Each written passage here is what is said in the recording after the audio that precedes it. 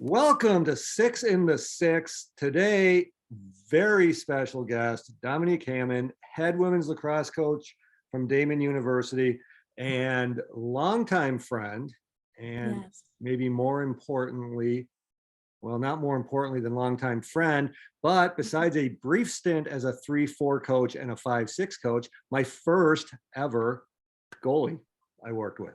So nice. I went like out of, whoa. Nice. You disappeared. I know. Check that out. Hello. Hello. Welcome back. That's a great way to start this. So, like every episode, we need to start with the fanfare. So let's find your fanfare. And here we go. You know, you think, even though I knew this was coming, I would be a little more prepared for it. But here we go. Maybe. It's still on.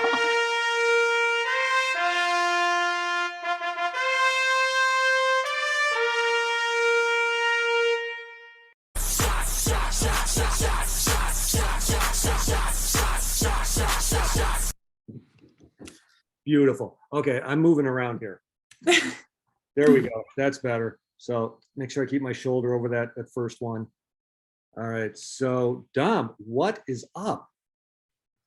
Well, you know, it's summer, so you either can take a deep breath and say, it's summer, it's the best time of the year, or summer is where everything is the most chaotic because there's club, there's recruiting, there's still work to be done.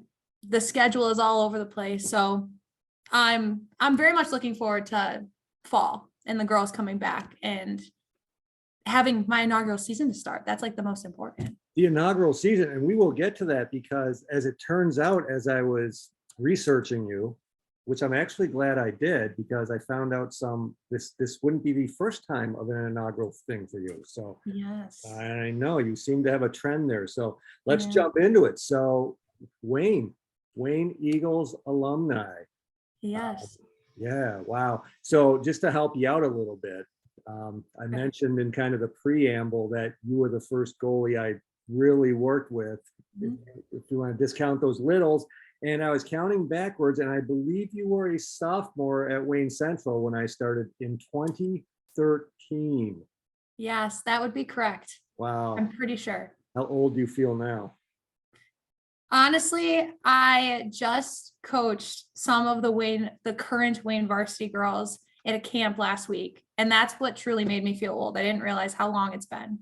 So I had the pleasure of working with some of the young Wayne ladies myself this year, and I can feel that sentiment. But it did take me back to that time. When I have to say, the thing I remember the most about you is this like incredible work ethic and putting up with my over the top wackadoodle training sessions. And I forget how the quote goes. It's something about the vision of excellence is like hunched over, drenched in sweat. And that would be you. You'd be like, Knowles, what have you done? But I went and did it full gusto anyway. Yeah. Well, I'm glad that that's what you remember, because you could have used words like stubborn or opinionated or hard-headed. Hold on. You're just defining a goalie. Yeah, true. You know, true. But truly, actually, the thing I remember before that, I don't know if you remember this, but it will live with me until I'm no longer. That my first day, Casey Park, walking in, I was a little starstruck because from youth to high school, I was like, that was, you know, and props, shout out to Coach Simpson for starting this crazy adventure. Yeah. I think there were 8 to 10 of you. I'm not sure you were in the teammates, but some of those fieldies came over and they're like, what are you doing here? I guarantee you I know who that was too. That was probably like a Kayla Freshlog, Bailey Saba type of thing. I think Kayla might have been in that group.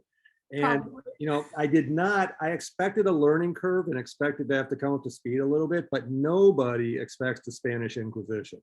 Yeah, no. No. So that was very interesting.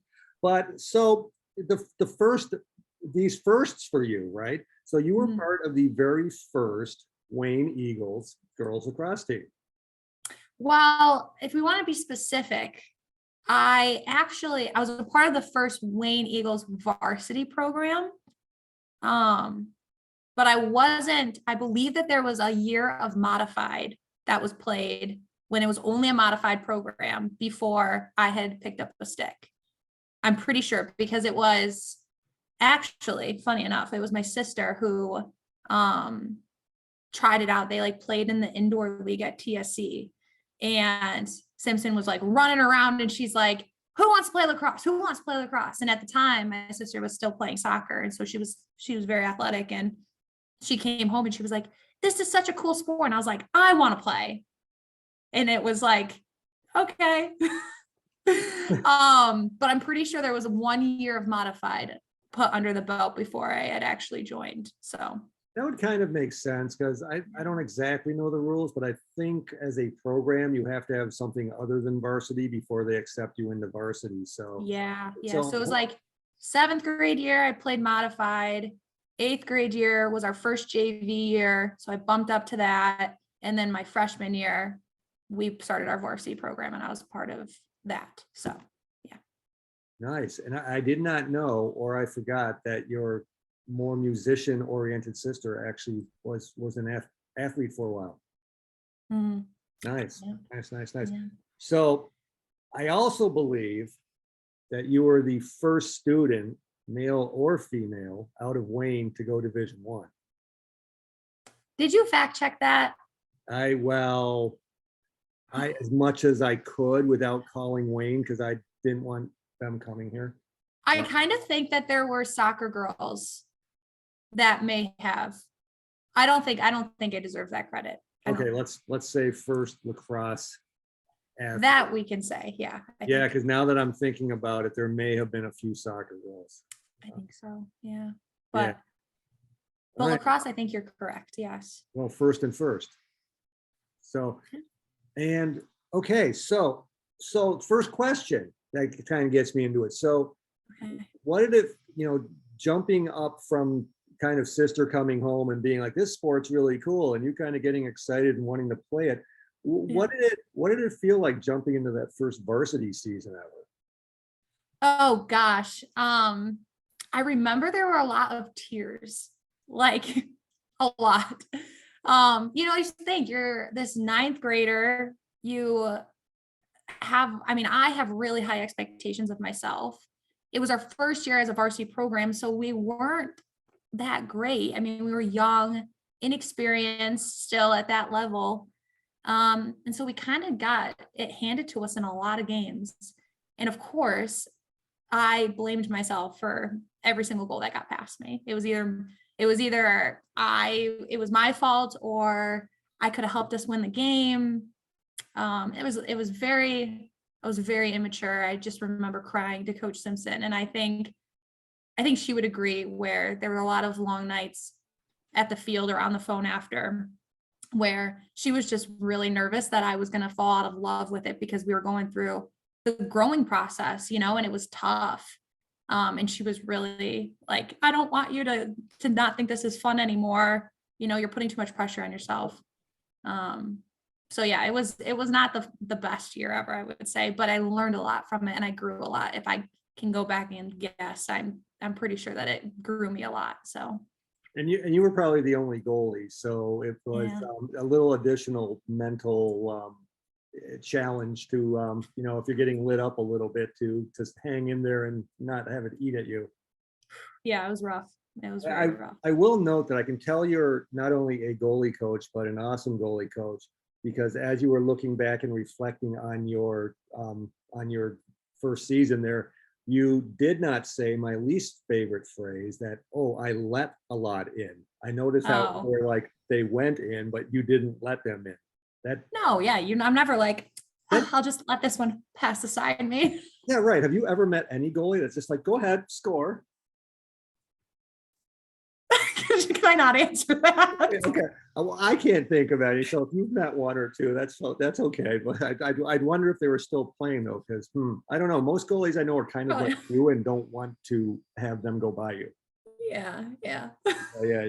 So So how about in terms of when you were looking to go onward out of Wayne, what did that recruiting process look like? We talked about how you were the first lacrosse player, or certainly women's lacrosse player, to go Division I. Were your sights set on that level, or what was your thought process as you started to look forward in your career? Yeah, so I remember it all started. Actually, I give Lady Rock a lot of credit with this. Lady Rock was like that was just like the queen bee lacrosse club in the Rochester area. And Coach Simpson had a lot of connections with Linda Michael, who was like the owner and director of it. So she tried to get me into playing travel, and also getting more goalie coaching and stuff through that. And I remember I went to their summer camp. I think it was the summer going into my 8th grade year. So it was after a full year of playing. And the goalie coach that worked with Lady Rock, we called him Stewie. I remember, looked at my mom after the day of camp. It was a whole week-long day camp, all day long, and found her and was like, your daughter has a lot of potential. And my mom was like, my parents are not athletic whatsoever. So, I mean, they could have been, but they never ventured that way when they were younger. And so they didn't really know. And she kind of was like, oh, you're feeding me a line of crap kind of thing. He's like, No, no, not your really, mom. like she could play. And she would admit this, like, I'm not blowing her under the bus or anything, or throwing her under the bus. But she kind of was like, well, you kind of just want my money. I think, like, you want us to sign up for travel and spend all this money. And like, are you lying to me? Like, do you really think that she has this much potential? And he's like, I think she could be really good. And I loved it.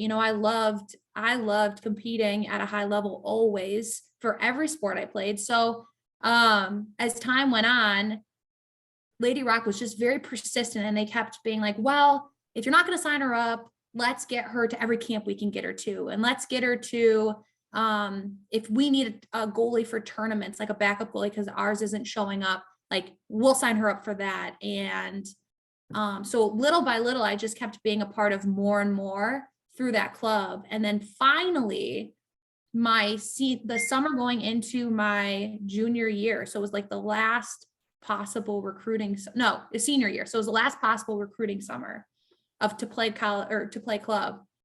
They finally convinced my mom to let me play, like, fully, and be a part of a team, go to all the tournaments, everything. And I remember being really intimidated because at the time, the team I was a part of, they were all committed to these big Division I schools. Like Taylor Van Thoff was a part of that program. She went to Loyola. She's like, now this, she's the assistant at Ohio State, and she plays on Athletes Unlimited. Like, it was like that caliber type of players that made up my whole Lady Rock team. They were all strutting the green armbands. And then there's me.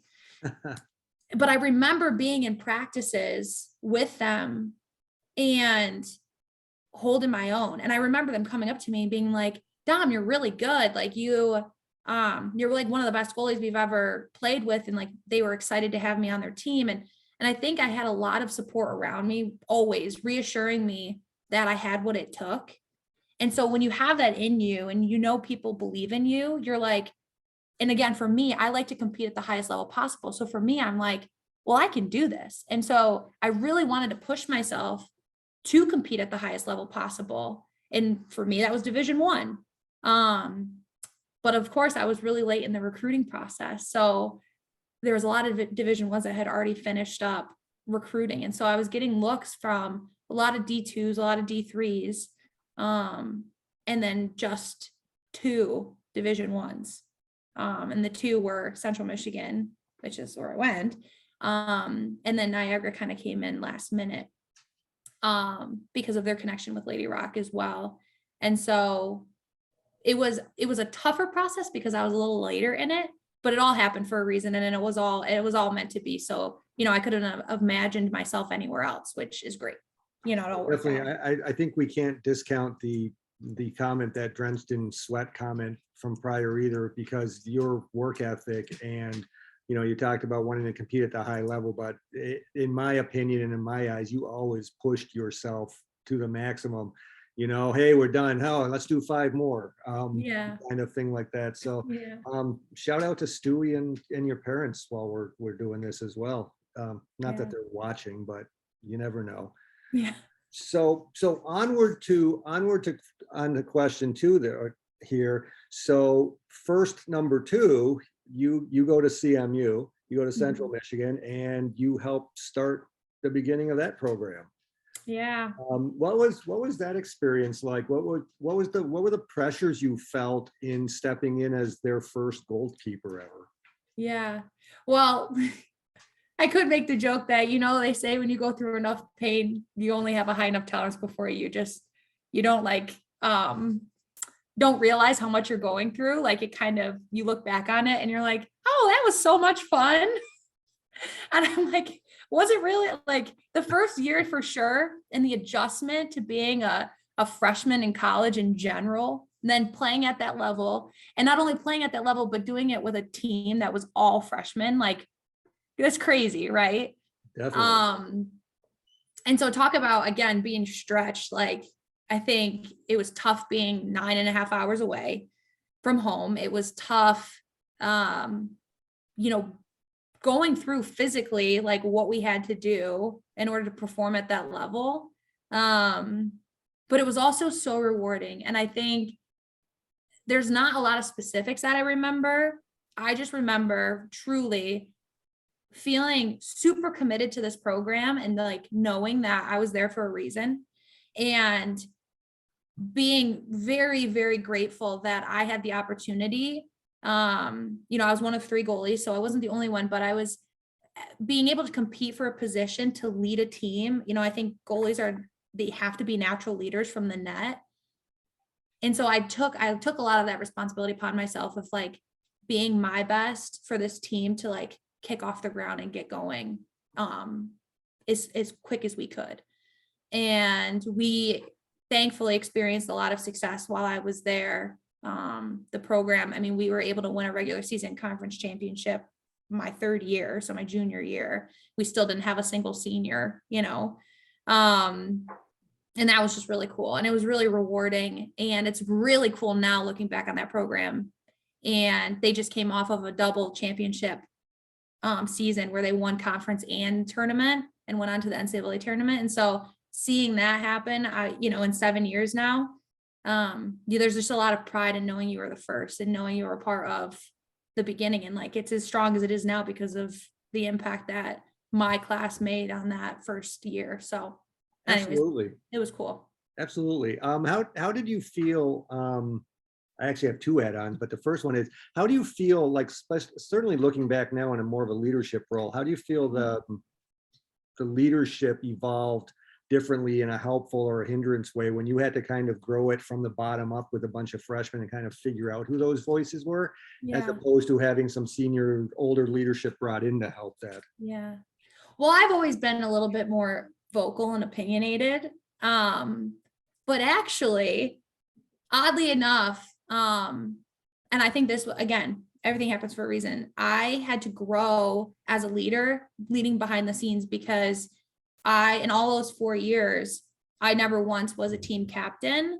The name got put out there a lot to be that, but I never got that title. And I think that was really humbling, frustrating, but humbling as time went on, because I realized how much of an impact I could do behind the scenes. Leading by example. If you've ever read a John Gordon book, the phrase of being a come with me teammate, and not only doing the extra work, but like pulling people and being like, hey, come with me and come do this extra work, or come with me and do this extra workout or whatever. And so, yeah, again, I think it was really humbling to have to figure out a way. I mean, again, you have all these people, like there's so many of us that were right in the same position, the same year. Lots of us were leaders. So it was really hard to pick from that pool, because it was not natural how a program normally is. And so having to listen to, I think it forced me to be a better listener, because I always wanted to be in control, and that came naturally. But to like sit down and have somebody tell me what to do, or be my leader didn't come natural. And I had to learn how to do that and to respect my teammates and my captains, you know, so. Yeah, I really like that. I remember another thing that really sticks out for me from your Wayne years is that I always felt you were a really good leader. You were certainly a voice. You certainly knew what you wanted and where you wanted other people to go. And you were also, you used it for good, not evil, right? It was like you brought people along, they wanted to follow you. And then that thread kind of, to me, what stuck out about your leadership talk there was you talked a little bit about the servant leadership piece. But I think even bigger, if there's younger goalies listening to this, that lead from behind thing. Like you don't need to be a captain. You can be that person that's under there keeping the kind of the wheels going, if you will. Love that. Cool. So before we leave CMU, one thing, if I hopefully, I don't know if this is totally true. I didn't fact check it entirely, but it seems like you earned identical kudos for your junior and senior year there. Second team All Southern Conference, academic All Southern Conference, and Southern Conference honor roll for both those years. Yeah. That's crazy. Could you talk briefly about what was the perseverance and the grit you had to have in yourself to both maintain a high level of athletics at a D1 program? And I'm not sure it makes a difference whether it's kind of a starting new program or an existing one, but how challenging was it to kind of be the best you can on the field and the best you could off the field to earn those kudos? Yeah. Well, I wouldn't say I had the toughest major ever, but people would definitely, because I was a math major, like that was my degree. But you either love math or you hate it, right? So like I loved it. And truly, if you look at it from a credit standpoint, it really wasn't that many credits. So I had a really chill, and I came in from high school with a lot of credits. So I remember my senior year, you're going to laugh at this. My senior year, you could apply a waiver through the NCAA for, if you had one more semester left to then graduate, but it was your playing season, you didn't have to take the required amount of credits to be full-time. You didn't have to take 12 credits. You could apply for a waiver and say, oh, I only need these 2 classes to graduate. And so my spring season of my senior year, I was only in 2 classes. I was in 5 credits. So that wasn't bad at all. That's the way to ramp out of your college career into next. Yeah, but it took a lot of hard work to get there, to get to that point. So that was definitely a nice coast out. But I would say there wasn't an off day that I wasn't out on the field. And, strength and conditioning, the strength part was great. The conditioning part was never a specialty of mine. And so I worked extremely hard at it, but it wasn't something that came as easy for me to build as some of my teammates. And so off days, I would schedule when we didn't have practice, we didn't have any team activity scheduled. I would still go out to the field and spend an hour and a half at least getting shot on by a teammate, and then another hour and a half running sprints on my own and timing myself and holding myself accountable, just if the rest of my team was there. And that was a big reason, I think, of me maintaining, I think, the amount of time I was in goal and the playing. We were also really fortunate to have a sports psychologist that was an option for us to work with. We weren't forced to work with him, but it was an option. And when we worked and went out, because I thought it was really cool and I thought it was really necessary, I spent extra time doing sports psychology stuff. So every night before I went to bed, I would do visualization. I would journal before practice every day, and I kept a journal in my locker. I think it was just a compilation of a lot of extras, but I wouldn't have had it any other way. I think that life isn't cut out for everybody, which is totally fine. Doesn't make you successful or not successful. I just feel like that type of lifestyle matched my personality a lot. And I think I wouldn't have wanted it any other way than being that disciplined and being that committed to, my career out on the field and in the classroom. So Yeah, I mean, the golden thread again through there is the work ethic, right? You recognizing what you wanted to put more effort into, and I hope if anyone younger is watching this, you're kind of taking note of this, that effort, that dedication, that desire to work on that goal of yours is again, that drenched in sweat thing. The other piece I love, Deny, I have a mental component through Deny I work with, and this, you're talking about the journaling and the visualization. It's still surprising to me that it's, I don't want to necessarily call it undervalued, but it certainly is. Coaches tend to focus more on the X's and O's and the speed, agility, quickness stuff, and kind of, well, yeah, and then there's this mental performance side of it that maybe we could do stuff on. But yeah, I think that's huge. So, man, loving this. So we talked about your easy spring senior semester where you just kind of sauntered out of CMU with all these accolades. So you decided to do grad work. What led you in the direction of Grand Valley? And all of a sudden this grad assistant pops in. So, both what led you to Grand Valley, and then where were you not done with lacrosse? When did you pick up that coaching edge? Yeah, so the assistant coach that worked with the program at Central, my first 3 years that I was there, Mackenzie Lawler, she and I had a lot in common, and she was definitely the coach that I would go to when I needed something or needed to vent, or definitely when there were tears. And so there was a lot of, she was also a math major, so her and I's brain was like very analytically like wired. And so, yeah, we had a lot in common. And I remember going into her office, of those 3 years, a lot, and relying on her a lot. And we had a great relationship. And then summer going into the senior year, she called each one of us individually, each one of us players. But I remember I was either the first or second person that she called. And she's like, I have to tell you something. And I was like, what? And again, remind you, like, we just came off of a championship season, so we're expecting senior year to be even bigger and better. So she calls us and she was like, I just took the head coaching job at Grand Valley. And we were like, I immediately cried. I was like, you can't do this to us. Like, I didn't even congratulate her. I was like, you can't leave us. Like, what are you doing? Right. And she's like, it's an opportunity like I wouldn't ever pass up.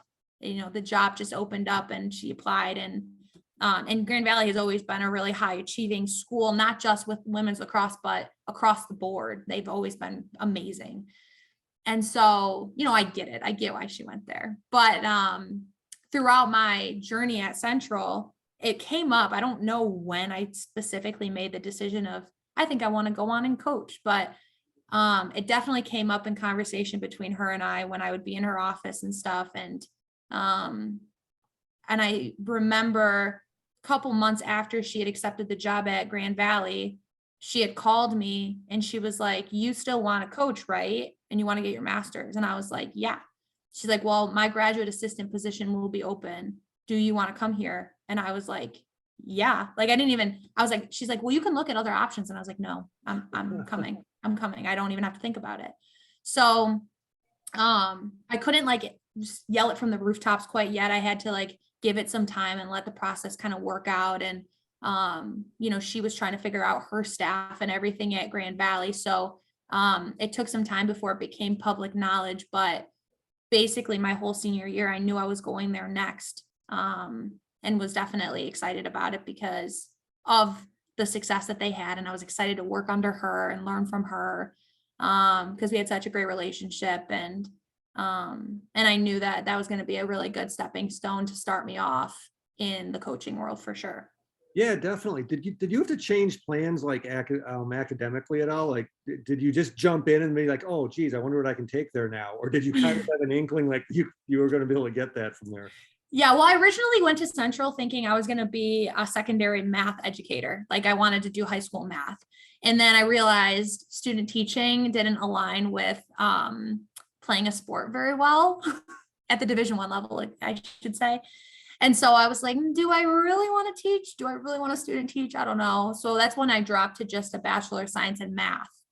And then at Grand Valley, they had a master's in education leadership. So it's like a K through 12 administration degree. And so I was like, oh, well, if plans ever change with this, I could be an administrator, but I could also, it'll get me my like teaching side just in case.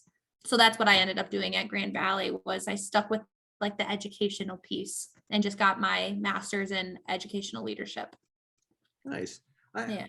I think we reunited at some point during your Grand Valley years, and I think I had Don't started. remind me. Wow, that was, what was that, 5 years ago, maybe 4 years ago? It's like, where were we, Philly, where we had the grind maybe? It's like I like looked up and you're like standing next to me. I'm like, whoa, Dom. Oh, yeah. Actually, you're right. You're right. And it was Wow. like, it You was, have a good memory. well, yeah, I don't know why, because I'm old. But yeah, it was like I felt like singing that Reunited song and like running towards you. I was like, oh my God, it's Dom. I said I wouldn't cry on this. I'm not going to.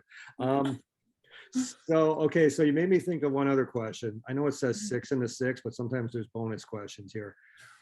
What do you think, what was your biggest kind of like wow moment going from a player to all of a sudden a coach? What was like the biggest shocking thing that you all of a sudden realized was, oh, that's like a lot different than I thought it was?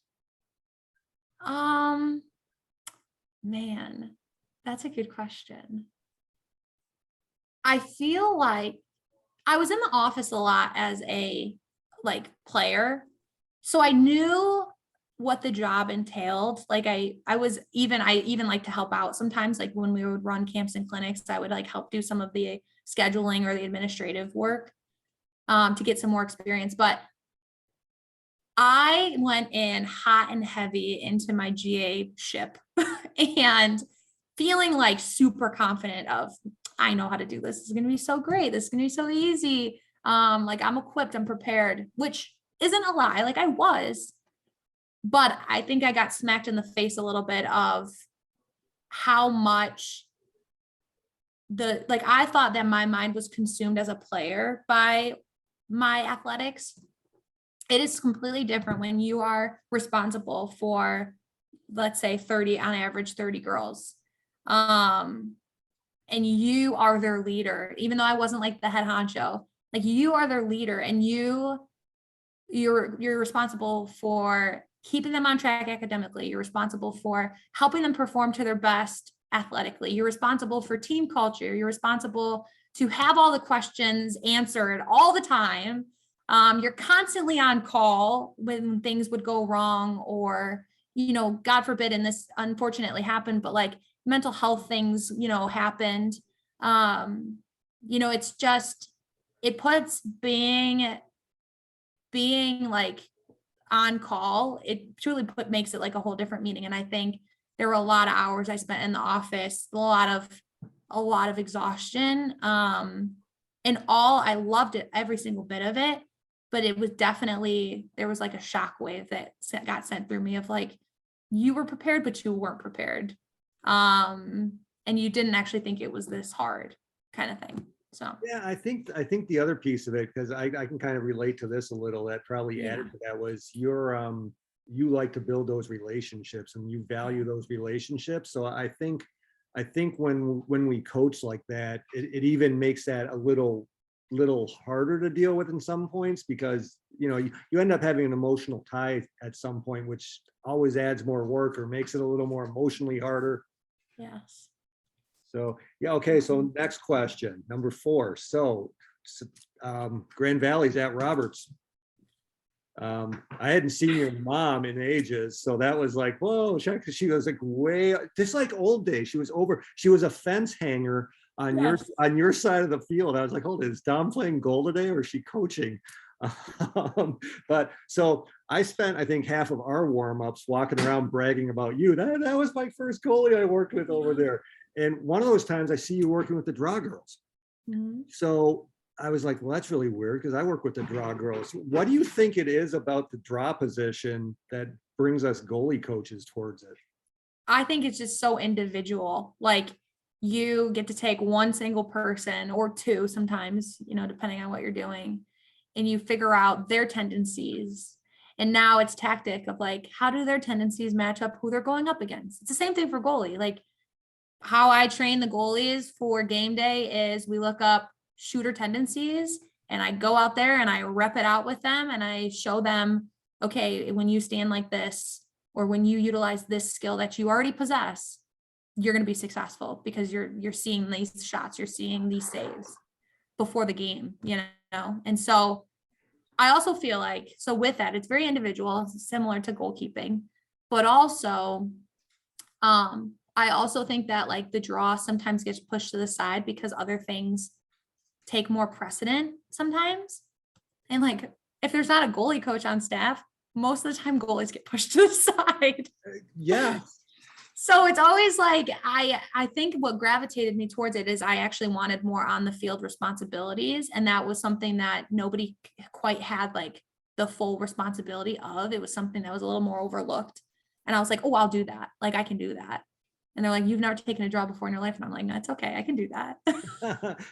I love it. That's kind of what drew me to draws. Kind of no pun intended. The other thing is I think it's a little bit of goalie OCD stuff, right? Because I think there's about 1 million details in playing goal and there's about 1 million details in the draw. It's like, oh, move your wrists like that, push, pull, box out, do this, do that. Yeah. So I think solving that puzzle is also kind of, we're I don't want to say we're better at it, but we're pretty good at it as goalies. You can say we're better at it. Okay. Better equipped. I don't want to, at some point I'm going to have fieldies on this. So I don't want to be like, I don't want to discourage them from joining here, but okay, we do it better. All right. So now for the coolest thing ever. Another first, the first ever head women's coach at Daemen, starting up a brand new program, started the Wayne program, started the CMU program. That wasn't enough. We had to ascend to the top and take on an entirely new challenge in the same conference as we're in, by the way. So that's exciting. I'll get to see you more. Talk about that opportunity and kind of, quickly how it came about, but more about how you approached it and how you felt about that. What made you want to just grab onto that and go? Yeah, well, it was all through word of mouth. So Daemen was doing their national search. They never posted anything. Like they didn't post right away. They were like trying to do it through word of mouth. So I had great mentors that told me to prepare for my next step a while ago that I needed to network as much as possible. Well, I had networked with just the right people that Daemen reached out to, do you know anybody? And they were like, well, there is this girl, her name is Dom. She is moving on from Grand Valley after this year and she's young, but I think their words were like, she could do it. Like she has good energy. I feel like she could do it.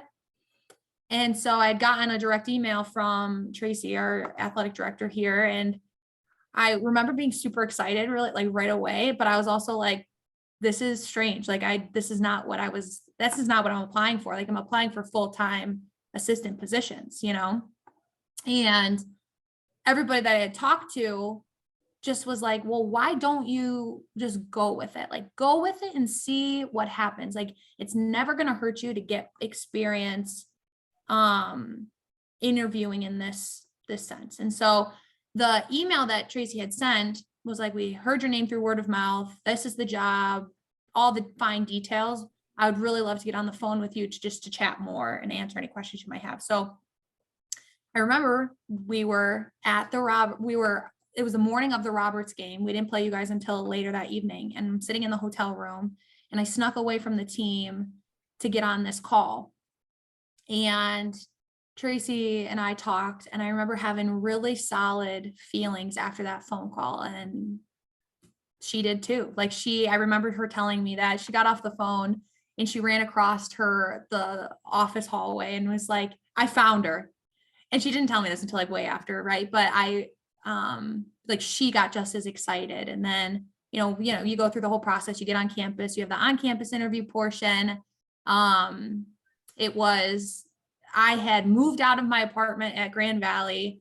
I had, from Michigan to New York, packed up my whole entire life that I had been living there, for 6 years. So it was a lot of stuff, and had to go buy a pantsuit, had to go, because of course I didn't have one. I'm like, 23 years old. Had to go buy a pantsuit, had to go find shoes, like trucked across to back to New York. And the next day I had my on-campus interview. So I'm emotionally exhausted. I'm physically exhausted. And I remember coming home that night. And of course, everybody's asking me and my family, how did it go? How did it go? And I was like, I had this like peace about me. And I just told them, I was like, there was no reason for it besides for how well I did today, besides the fact of like, this is just meant to be. I was like, I have a lot of faith. So for me, I'm like, this door opened. Everything is pointing for me to go through this door and to follow this.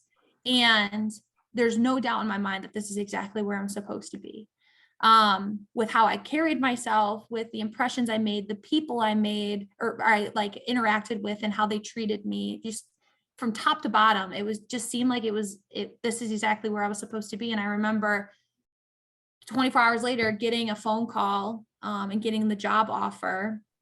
And again, couldn't believe that it happened that fast. And all of a sudden I had this rock in my stomach, and it was like, well, now you actually have to make a decision, right? And I remember talking to some colleagues and them reassuring me like that I could do this, but also them asking me like, why wouldn't I? Like, what are basically the pros and cons? And there were really no cons. Like, there was nothing of my values and what is true to me as a coach and as a leader. Daemen matches all of that. And I think the only thing I was nervous about was now it was finally my name at the top of a program. Like, I was responsible for this success, like nobody else but me, right? There were so many things that being a head coach entailed that I had never done before. And so there was a lot of nervousness, but I probably spent a solid 2 days praying off and on about it. Again, asking like, open this door if this is meant to be, close it if it's not. And it just kept swinging more and more open. And I was like, okay. So I wouldn't say it was like I was chasing after it. I was definitely reserved the whole time, but it was like undoubtedly exactly where I was supposed to be. So I think I love, and I keep coming back to these like little nuggets or threads of good stuff for people listening. And I think the first one is just that networking piece, and don't burn those bridges, and show people who you are and what you can do for them, right? Now, it's not about me, but what can I do for you? And that gets noticed eventually somewhere down the road.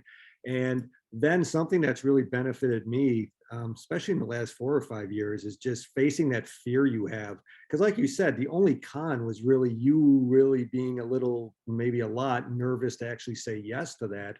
And it's amazing what doors can open, as you said, when you actually get the courage to do it and go through it. How long did you have the proverbial dog caught the cart and like, oh, now what do I do? Because I actually got it.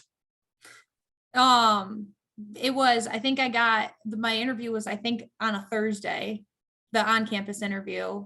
She called me Friday afternoon and she gave me the weekend to think about it. So yeah, it was a lot. I mean, that was probably the toughest decision that I've ever had to make, because that was, it was real for sure. A long sleepless weekend. Yeah, that's not putting it lightly, for sure. Oh, well, that's so awesome. Congrats on that again. And definitely look forward to competing against you. And I know, it'll be fun. Seeing you more often. I know. So question number 6 was left through one of your head coaching ECC partners, Kristen Paolini from Raleigh. I could have guessed. Yep. Well, it's funny because oddly enough, another one of my friends just joined the ECC, so I might actually put her on next. Emily Pepe took over Malloy. Yeah, I saw that. Yeah. So it's I'm going to know like multiple people now. It's gonna get really fun. So Kristen left for us. If your passion wasn't in the goalkeeping position, what would it have been in? That's like a hard question. She But it has to be it has to be lacrosse related, right? Like if your passion wasn't goalkeeping, like where else would it lie? I don't know. I guess she kind of tilted it that way, but take it where you want. Oh, gosh. This is not the answer that she probably wants, or you want, but I truly could never imagine myself. I always actually made the joke. If you've ever seen me put on a pair of field goggles, I don't look right in them. Like they actually don't fit my head. That just made me think of something. Okay. Well, do you want me to pause so you can share? No, but I'm going to try to remember it. Okay. So I don't look right in them. And I've done it as a joke numerous times without any prefacing of like, oh guys, this is a funny joke. Like watch me. Like I just will show up and I'll have them on and people are like, take those off. Like, ew. So I truly, and I've never played. Well, I played on the field technically once because I begged Coach Simpson to let me score a goal. But that's what I remember. Yeah, but it was so unnatural. And I make the joke that like if I wasn't a goalie, I wouldn't have played on the field. Like I just wouldn't have played lacrosse. Like I feel like all of me resonates so well with being a goalkeeper for this sport. So to answer that, if it wasn't being a lacrosse goalie, truly, I feel as though in the spring, I would have probably thrown shot put hammer doesn't exist in the high school level, but I probably would have pursued track and field because I have the body structure to throw. And I feel like I could have done decently well at that, like long term as well. So I always thought about that. That was one of the things that I always wanted to try, but just never had the opportunity to. I have no doubt you would have excelled in that. We've talked about the work ethic. So, Yeah. But I'm happy, as I'm sure you are, that the whole lacrosse goalie thing worked out. Yeah. Yeah, you exactly recalled what you made me remember was our Wayne soccer goalie, Bailey Jenkins. Hello, Bailey. Decided to put on some goalie equipment, let Dom play in the field, and guess who goes end to end and puts the ball in the net? You. And it's because you knew exactly where to put it because you knew determination. Yeah. And I've rarely seen such excitement out of an individual. So that was a great memory. Thank you for bringing that one back up to my head. Yeah. So there's three things I remember: the Spanish Inquisition, you busting your tail, and you scoring a goal. Yeah. All right. Well, that was awesome. I love all that. There's some great nuggets in there. That technically is the end of the questions. So as people know, I didn't prep you. You had no idea what I was going to ask. No, I was kind of nervous, honestly. As you were kind of scratching your head trying to think what I might ask, although I think I'm a tough one to figure out. Oh yeah. What did you kind of prepare for that I didn't ask, and how would you have answered it? Oh gosh, you're good with these. Well, I definitely knew that there was going to be a lot of questions about, like the whole inaugural lens of like through my whole career. I guess I was maybe expecting, and this is not typical for you to ask what other people would probably ask. But I was probably thinking along the lines of like, he might ask me like what my advice is for, younger goalies, or maybe the toughest part about being a goalie, in my opinion, like maybe something like that. I don't know.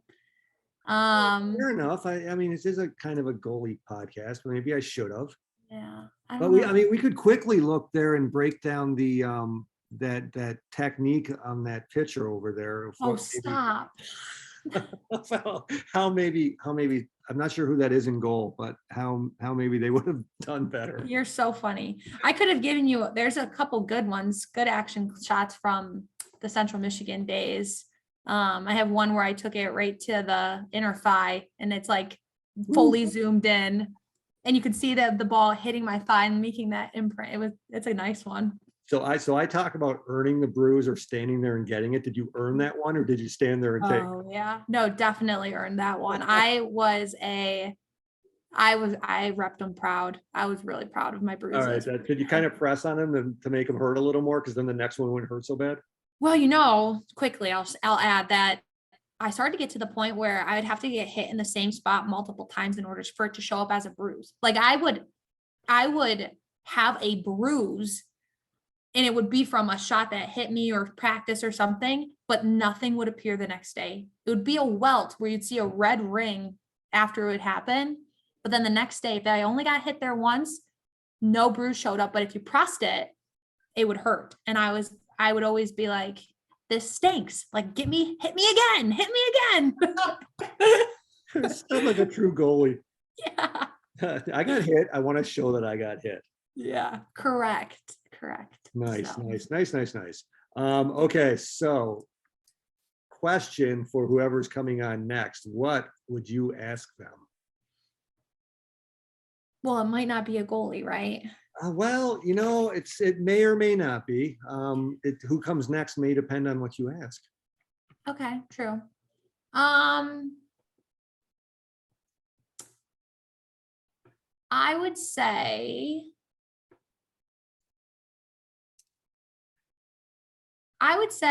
probably like how do you I always inquire about this to people of like how do you ensure that you're bringing the best version of you every single day to whatever you're doing? I like it. You left it open-ended, so I can pick whoever I want to come on next. Correct. Very nice. Yeah. Dom, this was awesome. I was looking forward to it. It did not fail to meet my expectations. I appreciate your time. Yeah, same. Your thoughtful answers. They were awesome. I hope my audience grows to more than 5 and some people will get some benefit of this. Yeah. I mean, that would be nice. I love it. I felt like a little famous for a second, so that was good. Okay, a little famous. Well, thank you again. Great catching up with you. I will see you on the field at some point. Well, actually, I'll see you on the field in a couple weeks. 2 weeks when we're training the littles. Can't wait. I know, that's what an awesome lineup. I'm excited for it. So I will see you then and we will finish whatever we didn't catch up on. Sounds good. I can't wait. Thank you. See you later. Thank you for having me. Bye.